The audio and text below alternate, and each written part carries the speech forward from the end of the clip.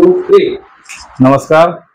आता सगळ्यांनाच माहिती आहे विधानसभेचे इलेक्शनच्या रणधुमाळी आता अंतिम टप्प्यात आलेली आहे व आता प्रचाराचा रान सगळीकडे उठलेला आम्ही बघतोय.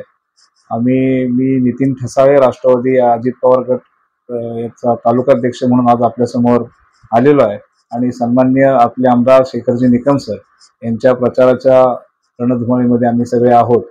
आपल्याला सगळ्यांना माहिती आहे आताच्या इलेक्शनमध्ये शेखर सरांचा प्रचार करताना राष्ट्रवादीला निव्वळ विकासावर आम्ही बोलताना आम्ही सगळीकडे आढळतो. कारण सरांनी जो काय या 5 वर्षामध्ये महाराष्ट्राच्या शासनाच्या तिजोरीतून 2400 कोटीचा भरघोस निधी आपल्या मतदारसंघासाठी आणून मतदारसंघाच्या सर्वांगीण विकासासाठी 100% प्रयत्न केलेले आहेत. त्या प्रयत्नाला नक्कीच यश मिळणार आहे.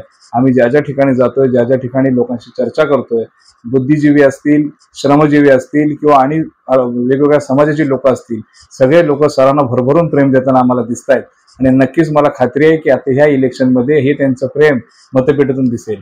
त्याचं कारण पण तसं आहे, प्रामुख्यानं सरांनी जी काय त्यांच्या कल्पकतेतून दूरदृष्टीतून जी काय कामं केलेली आहेत त्या कामांमध्ये प्रामुख्यानं उल्लेख करावा असं चिपळूण शहराची ग्रॅव्हिटी योजना असेल की जी गेली 2004 पासून सगळे आपण ऐकत होतो.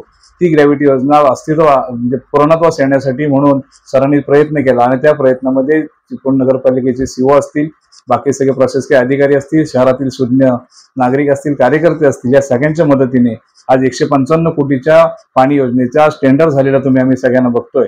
त्याचबरोबर कोकणातला पहिला जो प्रयोग आहे की जो गॅबियन बंधाऱ्याचा प्रयोग आज दसपटी इथून जवळच असलेल्या दसपटीमध्ये रस्त्याला आपण बघू शकता की अत्यंत सुंदर असे गॅबियन बंधारे कमी खर्चामध्ये जास्त सुरक्षित असलेले हे गॅबियन बंधाऱ्याचा प्रयोग आज आपल्या इथे केलेला आहे आणि या प्रायोगिक तत्वावर केलेला प्रयोग आज यशस्वी झाला आहे आणि यापुढे सुद्धा दरड प्रवण क्षेत्रामध्ये अधिकच्या पद्धतीने हे बंधारे बांधून तिथल्या नागरिकांना दिलासा देण्याचं काम शेखर सरांच्या माध्यमातून, युती शासनाच्या माध्यमातून नक्कीच होईल. आणि हे सगळं करताना युती सरकारचं पाठबळ पण तेवढंच मोठ्या प्रमाणात आहे. देवेंद्र फडणवीस साहेबांचे पण आभार मानले पाहिजे. 2021च्या महापुरामध्ये जो काही नलावडे बंधारा वाहून गेला होता त्या बंधाऱ्याच्या मंजुरीचं नुसतं न होता त्याचंही टेंडर होऊन त्याची वर्क ऑर्डर झालेली आहे. देवेंद्र फडणवीस साहेबांच्या माध्यमातून आपल्याला ते प्रयत्न झाले आणि त्यातून ते काम पण आपलं चालू होईल. ही अशी एक ना एक भरपूर कामं सरांच्या माध्यमातून झालेली आम्ही बघतो. चिपळूण सराच्या बाबतीत, पुराच्या बाबतीत बोललात तर आज बचाव समितीने जो काही आंदोलन केलं त्या आंदोलनाला सरकारमध्ये असताना देखील सरांनी त्या आंदोलनाला पाठिंबा देऊन त्यांच्या मागणीचा आदर करून माझा मतदारसंघातील माझं चिपळूण मधला नागरिक असेल, व्यापारी असेल, खिरडीमधली लोक असतील, या सगळ्यांना पुरातून बाहेर काढण्यासाठी गाळ काढण्याचा जो मोठा ऐतिहासिक निर्णय बचाव समितीच्या आंदोलनाच्या माध्यमातून झाला त्याला पाठिंबा देऊन अजितदादांच्या माध्यमातून तत्कालीन अर्थमंत्री अजितदादा त्यांच्या माध्यमातून सरांनी पहिल्यांदा 10 कोटीचा निधी प्राप्त करून घेतला, नंतरचा 5 कोटीचा घेतला. त्यामुळे आतापर्यंत जो काही गाळ करण्याचा प्रयोग आपण बघतोय तो प्रयोग कुठेतरी यशस्वी होताना दिसतो आणि ते करताना बचाव समितीचे प्रयत्न असतील, सरांनी केलेला शासन स्तरावरचा पाठपुरावा असेल व अजितदादांनी दिलेली त्यांना साथ असेल, ह्या माध्यमामुळेच आज या 3 वर्षामध्ये कोकणामध्ये धोधो पाऊस पडून सुद्धा चिपळूणची बाजारपेठ पाण्याखाली गेलेली आम्ही बघितलेली नाही. आणि हे सगळं अनुभवताना पाणी भरल्यावर जे काही धाकधूक असते किंवा पाणी भरताना घरातल्या नुकसानी संदर्भात जी काही आम्हाला चिंता असते त्या चिंतेपासून मुक्तता मिळवण्याकडे आम्ही चाललेलो आहोत.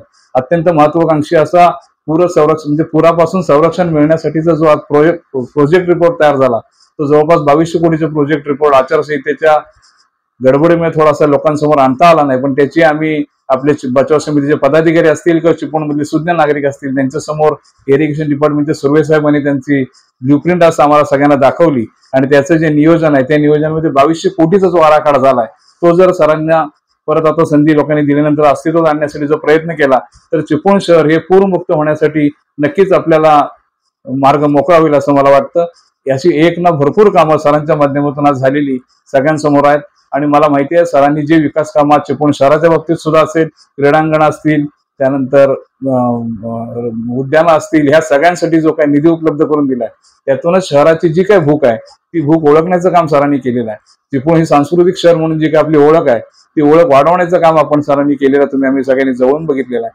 ग्रामीण भागासाठी सरांची कामं बघितली तर जिथं पाण्याचं दुर्भिक्ष आहे त्या भागामध्ये पाण्याचं कायमस्वरूपी तिथं तोडगा निघावा म्हणून पाझर तलाव असतील, छोटी धरणं असतील, त्या छोट्या बंधाऱ्यांवर भर देऊन त्याचे अधिकचे बंधारे मंजूर करून घेऊन तिथं भविष्यात 2-4 वर्षामध्ये त्याचा रिझल्ट आपल्याला बघायला मिळेल.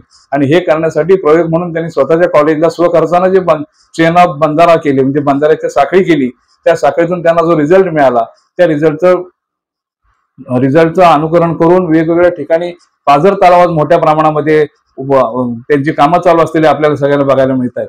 आणि अशा या विकसनशील असलेल्या नेतृत्वाला, अशा या विकासाच्या दृष्टीनं काम करणाऱ्या नेतृत्वाला, कुठल्याही टक्केवारीचा लवलेश नसणाऱ्या आमदारांना परत निवडून देण्यासाठी जनता सज्ज झालेली आहे. मी कार्यकर्त्यांना माझं आवाहन करेन की लोक ही मतं टाकणारच आहेत. आपल्याला त्या लोकांच्या मतं टाकण्याच्या कार्याला फक्त भोई म्हणून त्यांना साथ द्यायची आहे व आपण ती मतं टाकून घेऊन सरांना अधिकच्या मागच्या वेळेपेक्षा जास्तीच्या लीडनं आपल्याला निवडून आणायचं आहे व आपली जनता ही विकासाच्या पाठीमागे आहे हे परत एकदा सिद्ध करायचं आहे.